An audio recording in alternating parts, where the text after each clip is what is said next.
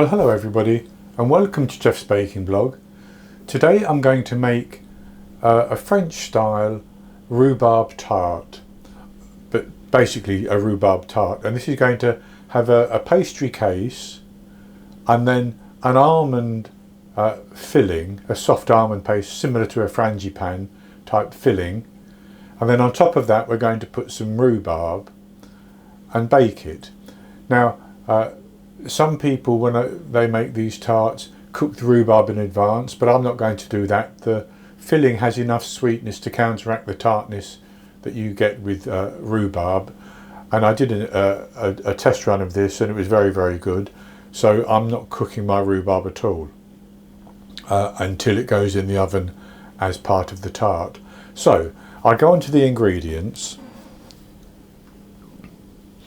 and for this I have, for the pastry, 230 grams, which is 1.5 cups plus 2 teaspoons of plain flour.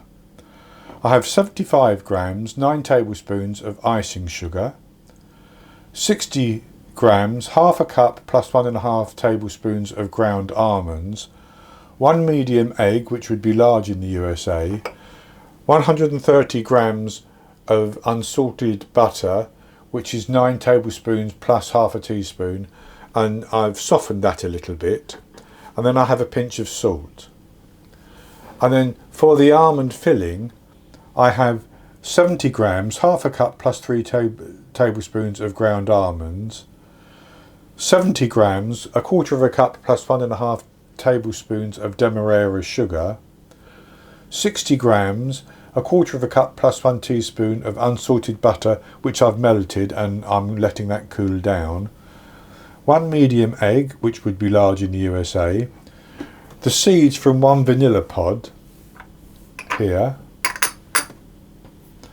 and then a quarter of a teaspoon of salt. And then for the rhubarb to go on the top, it's difficult to say how much you need because it depends on the size of the rhubarb stalks.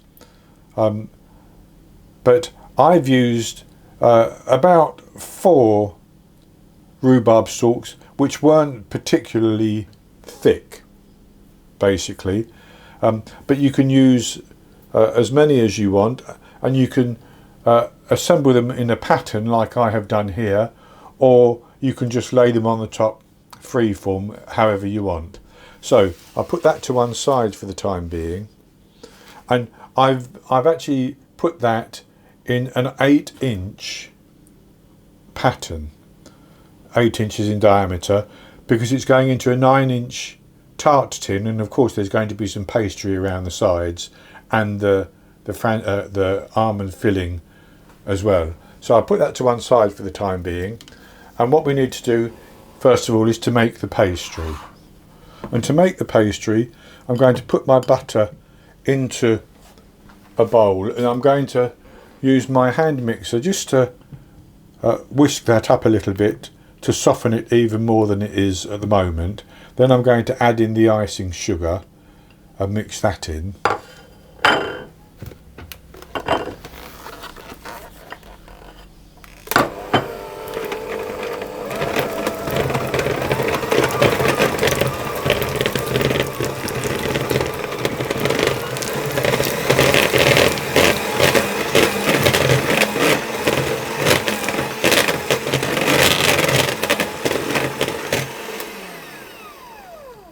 So the butter's mixed up very, very quickly, and I'm going to put the icing sugar in, and I'm actually going to use a spatula at first just to mix that a little bit, and then I'll use my hand mixer. If I use the hand mixer straight away, the icing sugar tends to fly up in clouds of dust, basically, and we don't want that. But once I've got it mixed into the butter a little bit, that won't happen. So then I'm going to cream those together.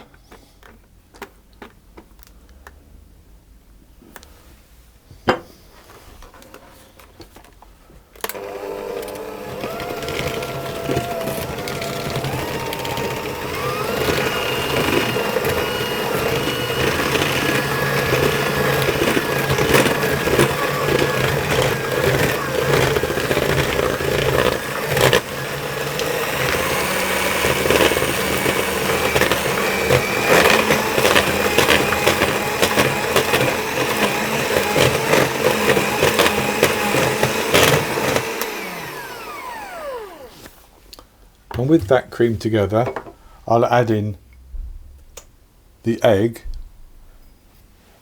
and mix that to get that combined.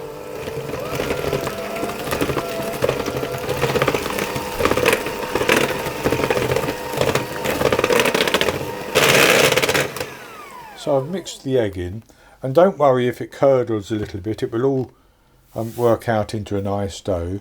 So then I'll just sprinkle my 1/4 teaspoon of salt over, and I'm going to mix in the ground almonds.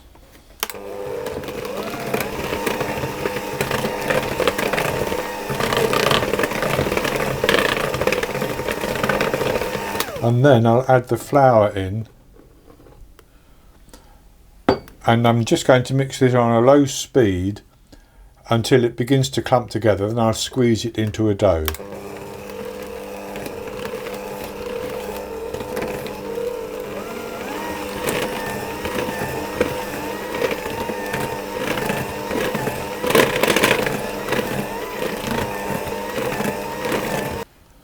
And with that clumping quite nicely, I'm simply going to scrape it around, and then I'm going to put that onto some plastic wrap and squeeze it into a dough. And that's quite a soft dough, but I'm going to flatten it out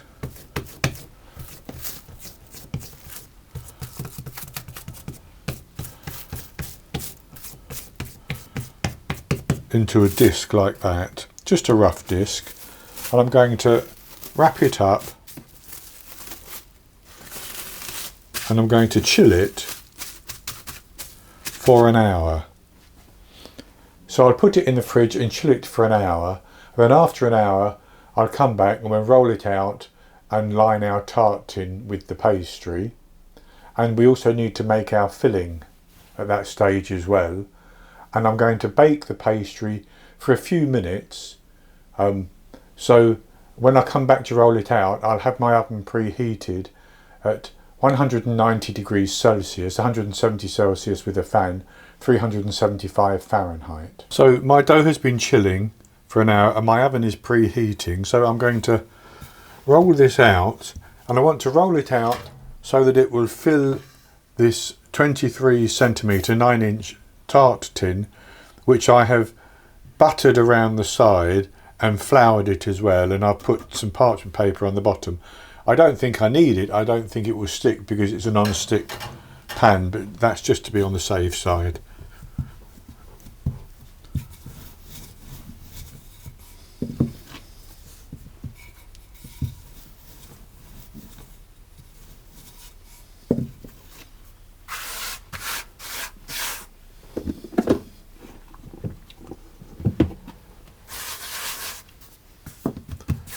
And as you can see, I have floured my work surface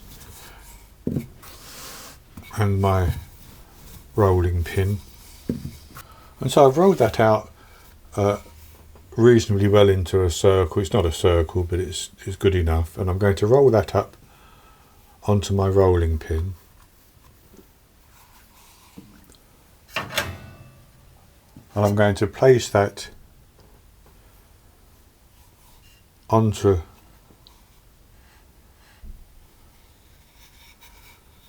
the tart tin and press it down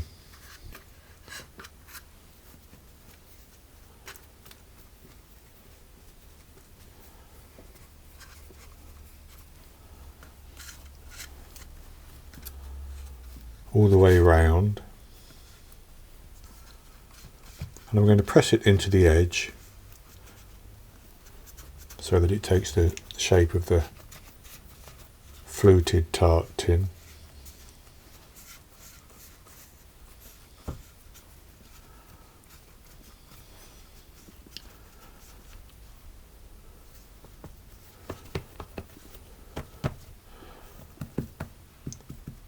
And because I have a rim on my tin, I'm going to press the dough onto that rim as well. and I'll cut that off later, but I'll leave it on for the time being. And I'm going to take a fork and I'm going to prick over the surface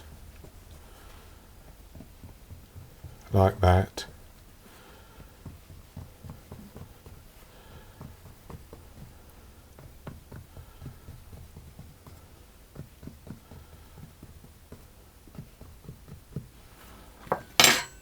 And then I'm just going to cut around the edge to get off the excess pastry.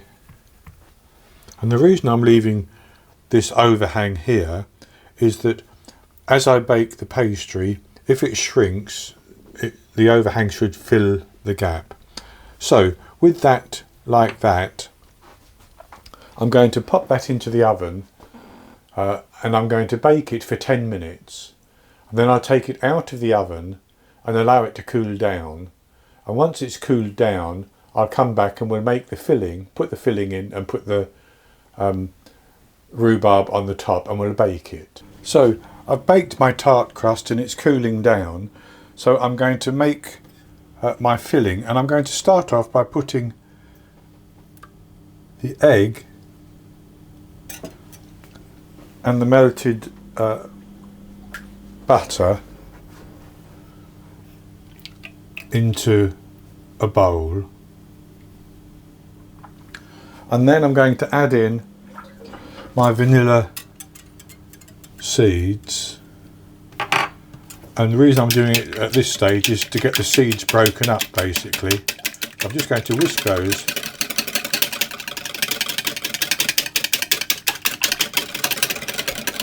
and that's good enough like that. So then I'm going to add in the salt and the sugar, and I'm going to whisk those in as well, and then I'm going to add in the ground almonds.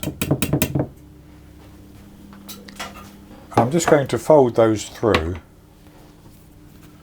to get everything combined. So that's nicely mixed.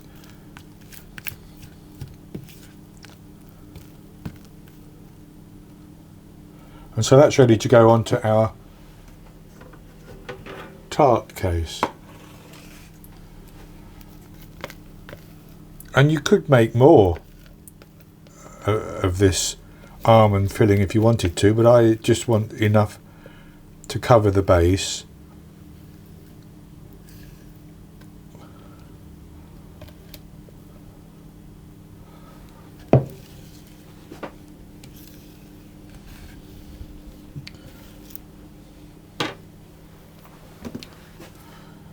And I'm going to spread that over the base.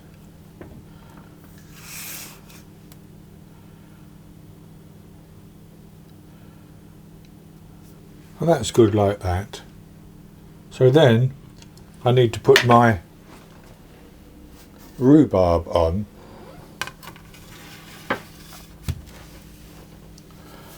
And I'm going to try to replicate this pattern.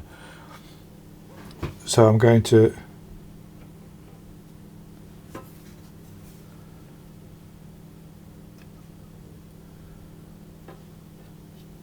take the pieces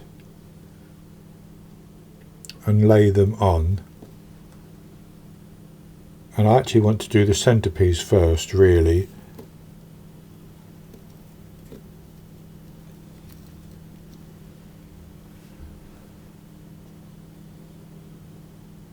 And with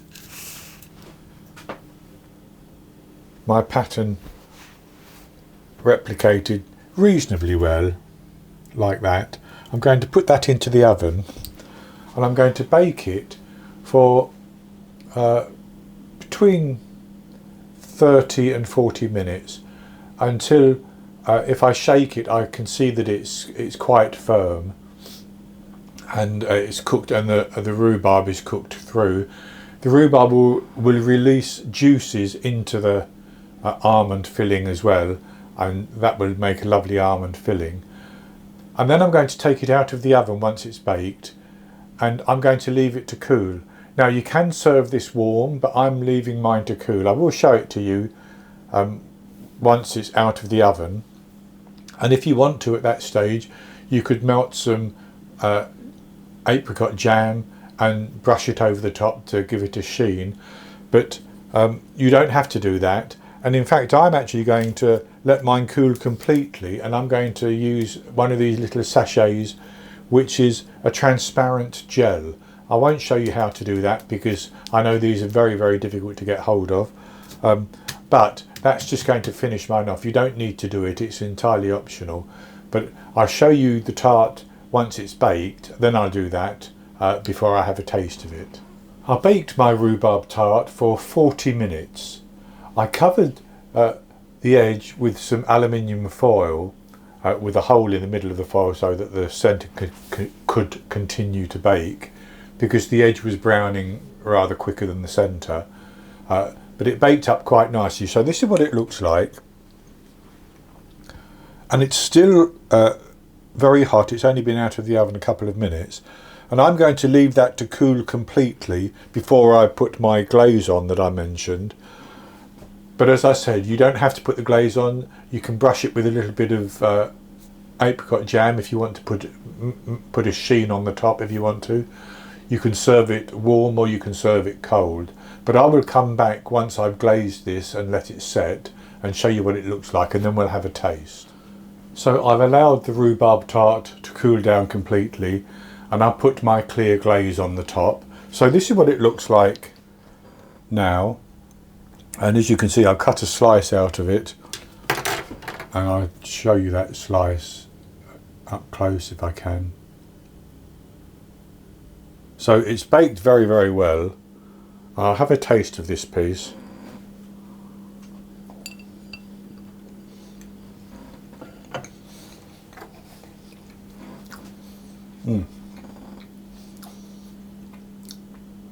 Very good indeed. The crust is lovely, and then that almond with a slight hint of vanilla is very good, and then the slight tartness from the rhubarb, but it's not that tart, and it complements the sweetness of the filling. So this is actually quite a nice tart, and as I said, you can serve it warm, you can serve it cold, you can serve it with ice cream or with custard, or just have it, as I've just eaten a piece there, by itself. So I think it's a very, very good tart, and I hope you've enjoyed the video. And that's going to be it for today. If you have enjoyed the video, please give me the thumbs up below and click to subscribe to my YouTube channel. In the top right hand corner of the screen there will be an eye that you can click on, and that will take you to a link for the recipe, and I'll put a link below the video as well. And I'll be back with another recipe in the very near future. So until then, happy baking.